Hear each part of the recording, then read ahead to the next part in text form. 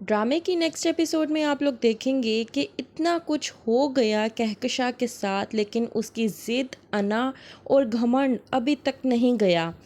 اس کا گھر اس سے چھن گیا، اس کی بیٹی کی زندگی تباہ و برباد ہو گئی، لیکن اب بھی وہ حریم سے اس قدر نفرت کرتی ہے کہ اس کی شکل تک دیکھنا گوارا نہیں، لیکن رہ بھی اس کے گھر میں ہی رہی ہے۔ ملتا ہے وقاص حریم کو کسی جگہ پر اور پوچھتا ہے کہ کیا میں آپ سے بات کر سکتا ہوں؟ وہیں پہ حریم کہتی ہے کہ جی ضرور، آپ مجھ سے بات کر سکتے ہیں۔ اس وقت حریم یہ نہیں جانتی کہ وہ وقاص ہے، کیونکہ حریم موبائل میں مصروف ہوتی ہے۔ وقاص کہتا ہے کہ میں نے سنا ہے کہ لائبہ اور اس کے گھر والے بے حد کرائسس میں چلے گئے ہیں، کیا یہ بات سچ ہے؟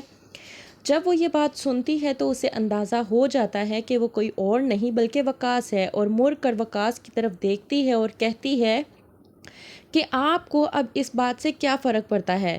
ہاں یہ بات درست ہے، لیکن آپ کا یہ بات جاننا اب کسی بھی چیز کو ظاہر نہیں کرتا۔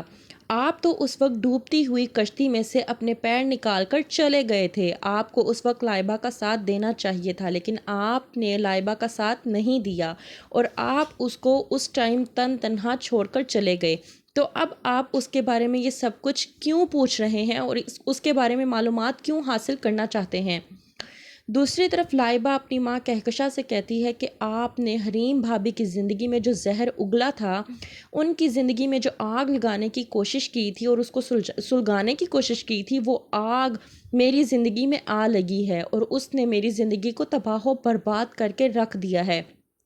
میری زندگی میں راکھ کے علاوہ اب کچھ نہیں بچا، اور یہ سب کچھ آپ کی وجہ سے ہوا ہے ماں۔ کہکشاں لائبہ کو ڈانٹتے ہوئے کہتی ہے کہ اپنی بکواس بند کرو، اور یہ تم کیا بات کرنے لگی ہوئی ہو؟ یہ فضول کی باتیں آئندہ میرے ساتھ مت کرنا، ورنہ تمہارے ساتھ اچھا نہیں ہوگا۔ کہکشاں جانتی ہے کہ وہ اس وقت حریم کے گھر پر موجود ہے، اور اگر یہ بات کسی نے سن لی تو کہکشاں کے ساتھ اچھا نہیں ہوگا۔ دوسری طرف فائز، جو اتنا سب کچھ ہو جانے کے بعد جسے یہ بھی معلوم ہے کہ اس کے والدین اس کی بہن کہیں اور نہیں بلکہ حریم کے گھر پر رہ رہے ہیں، وہ ابھی بھی حریم کو برا بھلا کہہ رہا ہے۔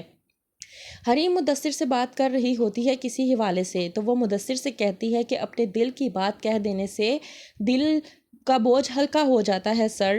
وہیں پہ پیچھے فائز کھڑا ہوا یہ بات سن رہا ہوتا ہے اور کہتا ہے کہ آپ کی عادات ابھی تک نہیں بدلیں، آپ اب بھی ویسی ہی ہیں، اور ویسے بھی یہ عادت تو آپ کی بہت پرانی ہے، لوگوں سے دلوں کی باتوں کو کرنا۔ حریم فائز کی طرف دیکھتی ہے اور چونک جاتی ہے کہ یہ کہاں سے آ گیا، لیکن اب حریم کو فائز کی کسی بھی بات کا برا نہیں لگتا، کیونکہ حریم نے پوری طرح سے فائز کو اپنی زندگی سے باہر نکال پھینکا ہے۔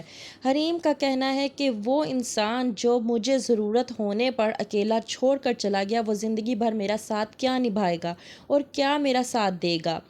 تو کیا ہوگا آگے جب فائز کو حریم کی سچائی کا پتہ چلے گا؟ کس طرح سے مانگے گا وہ معافی حریم سے؟ کیا ہوگا؟ دیکھتے رہیے ڈرامہ سیریل خمار۔